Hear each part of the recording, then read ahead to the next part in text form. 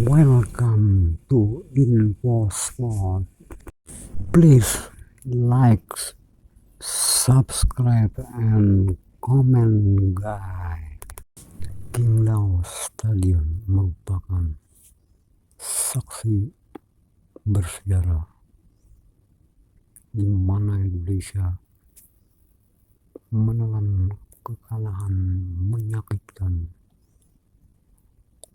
melawan Cina dengan skor 2-1 dalam laga matchday keempat putaran ketiga kualifikasi Piala Dunia 2026. Padahal sebelumnya performa Indonesia dinilai cemerlang dengan bermain imbang melawan tim-tim negara kuat Arab Saudi, Australia, dan Bahrain.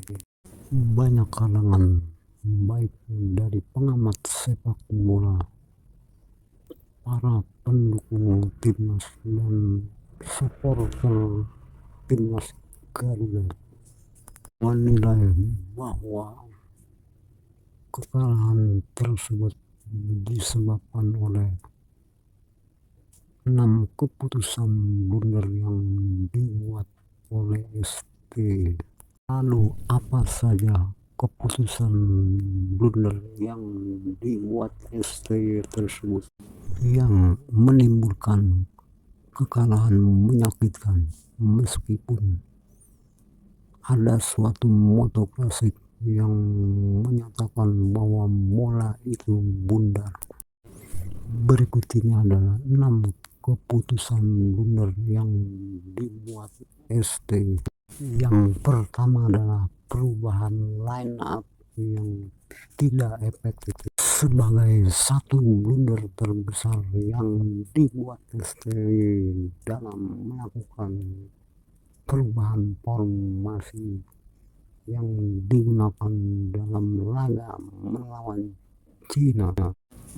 Biasanya ST lebih mengedepankan formasi 3-4-3 yang bertujuan untuk menjaga keseimbangan antara lini serang dan lini pertahanan.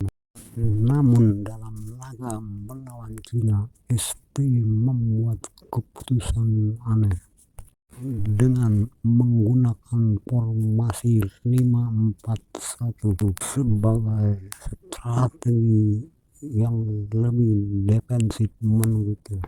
Dengan menggunakan 5 pemain bertahan ini, tentunya hal ini berdampak opsi serangan timnas Indonesia sangat terbatas, sehingga pemain lebih berfokus untuk bertahan dan meredam serangan cepat yang dilakukan Cina.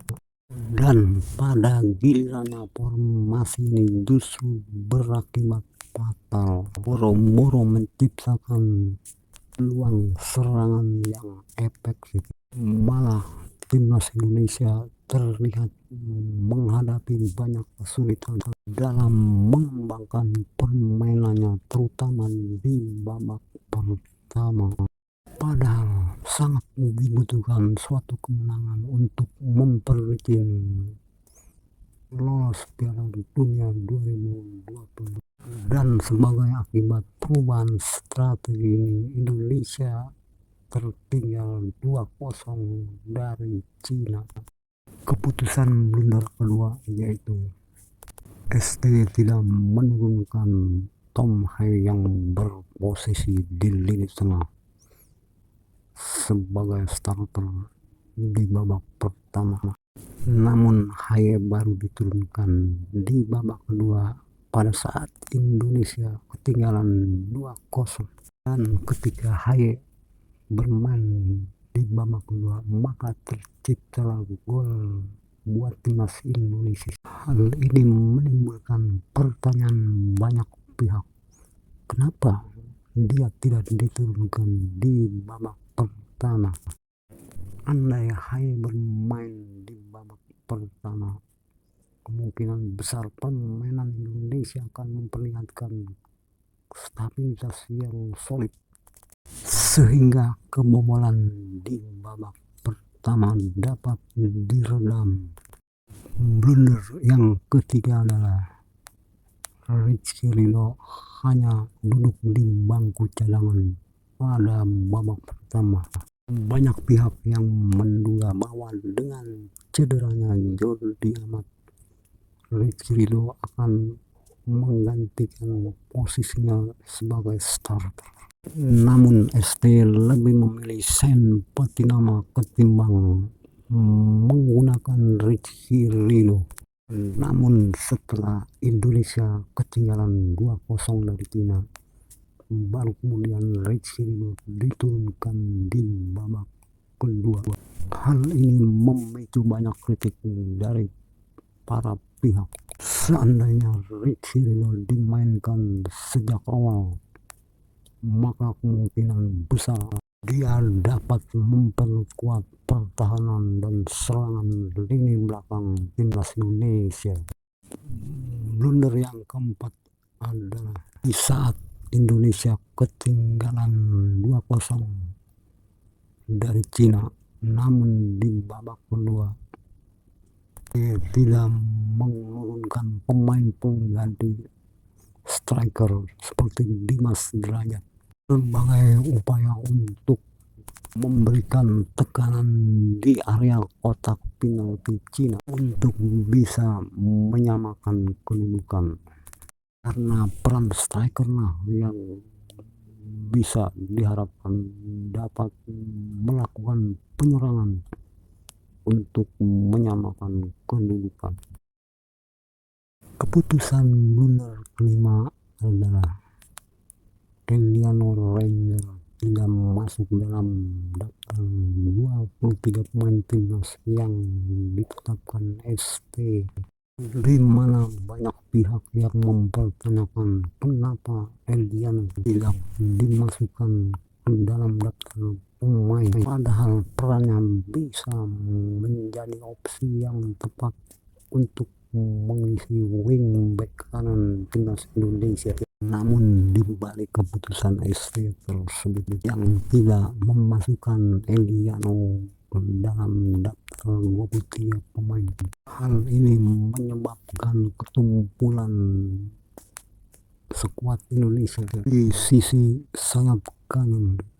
Selanjutnya blunder yang keenam adalah Asnawi Mangkualam dimainkan sebagai starter yang menjadi kapten menggantikan posisi Jai Igis, padahal jelas-jelas performa dia pada saat itu kurang maksimal. Lain juga ST tidak menggantikan dengan pemain lain hingga menit ke-85. Hal ini terlihat bahwa beberapa kali Asnawi bermain dengan penuh konsentrasi dan kehilangan momentum, gagal dalam memanfaatkan ruang untuk mempertajam serangan timnas Indonesia, sehingga banyak pihak berpendapat harusnya Asnawi digantikan lebih cepat untuk memberikan daya serangan Indonesia yang lebih baik. Pemain yang memiliki performa lebih baik dari Asnawi. Dari uraian terdahulu maka dapat disimpulkan bahwa keputusan ST dalam laga melawan Cina menimbulkan pertanyaan dalam pemilihan pemain hingga pergantian strategi, juga dalam hal pergantian pemain. Itu juga dengan keputusan perubahan formasi yang fatal yang menyebabkan Indonesia gagal dalam meraih poin 3 dari Cina. Semoga di laga-laga berikutnya hal ini dapat memberikan makna dan pelajaran yang sangat berharga agar Indonesia bisa lolos Piala Dunia.